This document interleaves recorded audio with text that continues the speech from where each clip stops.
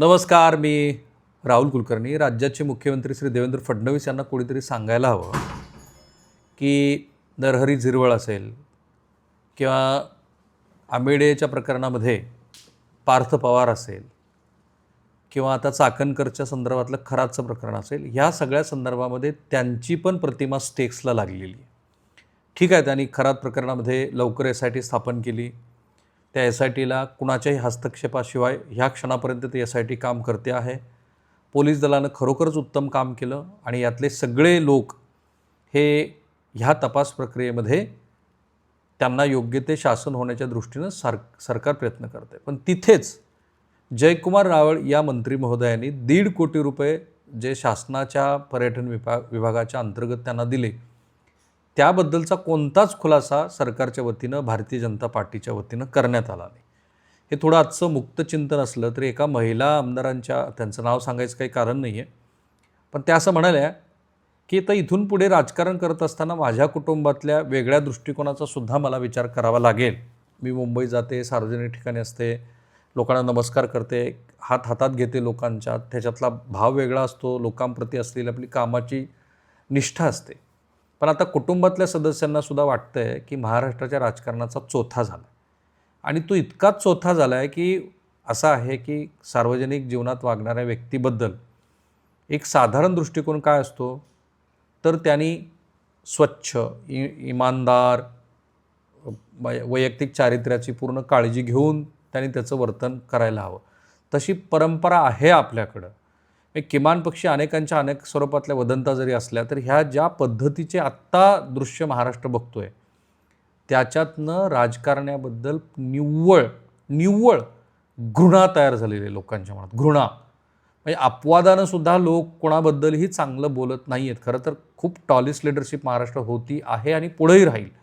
आत्ताच्याही राजकारणामध्ये खूप मोठी माणसं सर्वपक्षीय पक्षामध्ये आहेत, पूर्वी तर होतीच.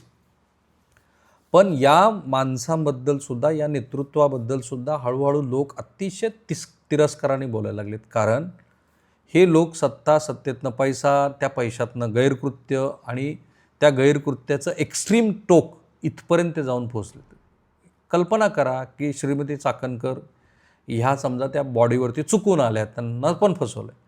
पण गेल्या वर्षभरामध्ये ज्या वेळेला ह्या भोंदूबाबाचा विषय आला त्या वेळेला चाकणकरांनी आपल्या पदाचा दुरुपयोग केला हे दिसतंय.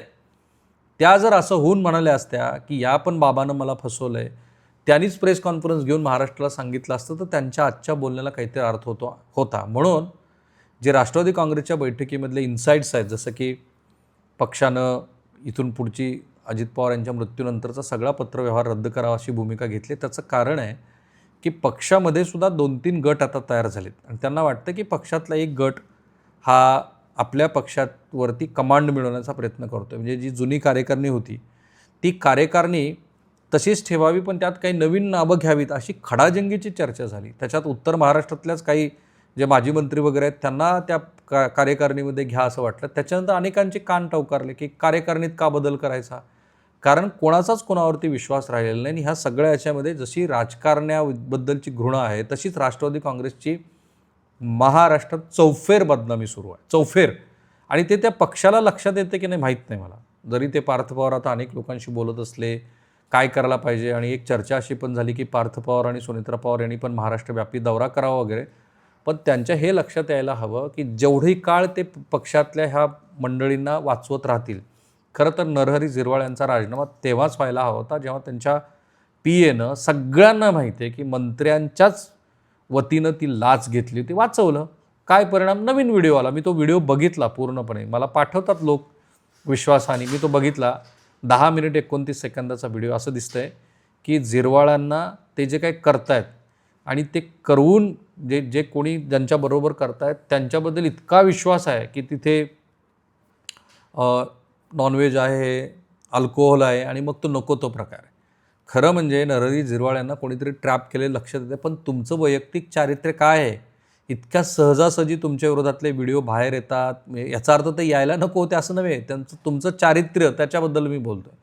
किंवा त्यांचा PA हा इतक्या उघडपणे लाच घेतो आणि त्यांना त्याच्याबद्दल ना त्या PAला अटक होते, ना नरहरी झिरवाळ यांचा राजीनामा होतो.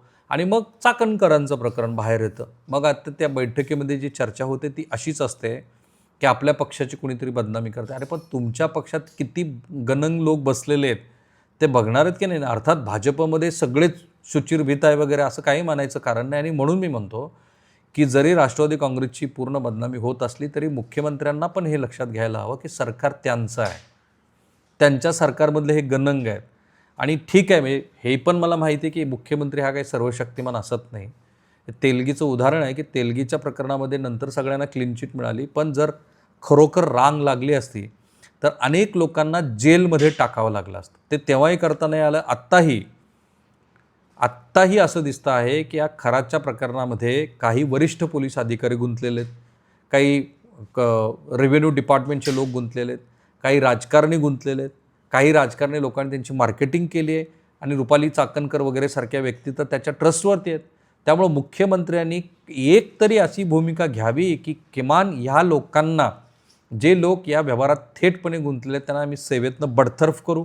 बदली करताय तुम्ही, काय अर्थ आहे त्याला? किंवा जे राजकारणी, आता नरहरी झिरवाळ यांचा राजीनामा मुख्यमंत्र्यांनी तेव्हाच घ्यायला होता. आपलं दुर्दैव काय, त्यात फडणवीस असू देत किंवा अजून कोणी असू देत, शेवटी मताचं गणित आहे. आणि मग विरोधी पक्ष ते आदिवासी समाजाचे नेते आहेत म्हणून बोलत नाही. सत्ताधाऱ्यांचा तर खूप मोठा विरोधी आदिवासी समाजामध्ये त्यांचं राजकारण त्याच्यावरती अवलंबून आहे. आणि म्हणून निवडणूक जिंकण्याच्या गणितीमध्ये जे लोक यशस्वी झालेत त्या गणितीकडे लक्षात देत हे जे अशा पद्धतीचे कृती करणारे लोक आहेत त्यांच्याकडं मुख्यमंत्री साफ दुर्लक्ष करतायत. आणि हे त्यांच्या प्रतिमेचं भंजन आहे. ते जितकी काळ अशा लोकांना प्रोटेक्ट करत राहतील, बहुधा 2019 ते 2022 दरम्यान त्यांच्याबद्दल जे काही घडलं त्याच्यानंतर त्यांनी पण त्यांच्या राजकारणाचा पोत बदलला असं दिसतंय. आणि त्या राजकारणामध्ये पूर्वी ज्या गोष्टी फडणवीस यांच्याबद्दल अशा त्यांच्या प्रतिमेला लागू होत नव्हत्या त्या आता हळूहळू लागू व्हायला लागल्यात. ठीक आहे, विरोधी म्हणजे त्यांच्या सहकारी पक्षातलं प्रकरण आहे वगैरे ते असं म्हणतील, माझ्या पक्षातलं कोणाचं आहे का असं म्हणतील, पण ते शेवटी राज्याच्या मंत्रिमंडळाचे प्रमुख आहेत. त्यांच्या सरकारमध्ये ना भ्रष्टाचार थांबला आहे, ना या राजकीय नेत्यांचं गैरवर्तन थांबलं आहे. उलट महाराष्ट्राची वाटचाल ही अधिकात अधिक रसातळाला चालली आहे. आणि ते चालत असताना फडणवीससुद्धा स्वतःची जबाबदारी ह्यातनं टाळू नाही शकत. शेवटी ते राज्याचे प्रमुख आहेत. ते मी वारंवार का म्हणतोय, कारण त्यांना काहीतरी एक्झाम्पल सेट करायला लागतील की मी हे मुख्यमंत्री म्हणून चालू दिलं नाही. त्याची काही राजकीय किंमत पण मोजायची त्यांच्यावरती वेळ येणार नाही, कारण तेच आता सर्व शक्तिमान आहेत त्यांच्या पक्षामध्ये. आणि म्हणून या क्षणाला महाराष्ट्राच्या राजकारणाचा जो चोथा झाला आहे त्या चोथ्याला दुरुस्त करण्यासाठी इतर कोणीही नाही काही करू शकणार. तुम्हालाच विदिन यू असं जे असतं ना ते करायला लागेल. आणि त्याची सुरुवात ही मुख्यमंत्र्यांनी आणि त्या राजकीय पक्षाच्या प्रमुखांनी करायला हवी. जे लोक असं म्हणत होते की या सगळ्या संदर्भामध्ये काय होऊ शकतं, तर हेच होऊ शकतं. बाकी न्यायव्यवस्था, पोलीस संस्था वगैरे ह्या तर किती पातळीवरती कॉम्प्रोमाइज झाल्यात ते आपण बघतोच आहोत. खरात हे त्याचं मोठं झणझणीत डोळ्यात अंजन घालणारं प्रकरण आहे. थांबूया आपण इथे.